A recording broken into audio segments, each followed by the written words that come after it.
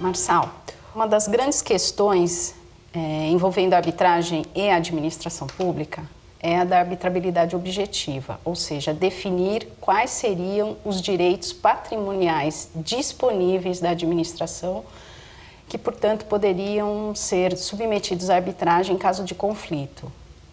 Para você, como seria essa definição ou quais critérios seriam usados para definir esses direitos patrimoniais disponíveis? A solução adotada no âmbito da administração pública seguiu o princípio geral que foi consagrado a propósito das relações comuns que envolvem particular. Eu tenho a seguinte intuição. A partir da experiência prática, nós iremos chegar a uma espécie de impasse, em que será muito difícil definir os limites exatos do que é arbitrável e do que não é arbitrável, e a solução será a generalização da arbitragem, tal como se passa, por exemplo, em outros países, por exemplo, Portugal. Em Portugal é possível arbitragem na área de direito tributário e os portugueses dizem que o painel arbitral é exatamente idêntico ao Poder Judiciário.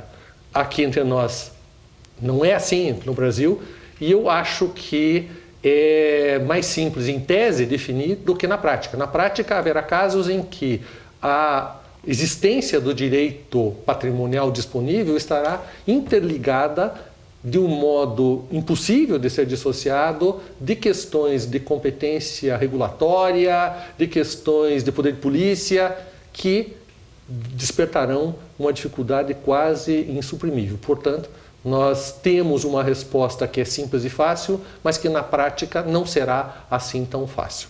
Uma segunda pergunta ainda ligada a essa primeira.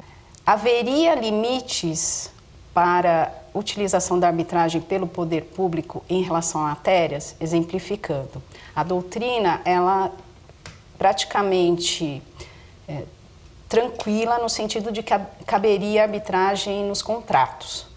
Haveria outras matérias, por exemplo, que me vem à mente, desapropriação ou matéria tributária, porque a lei não traz essa limitação. No seu entender, quais matérias, a princípio...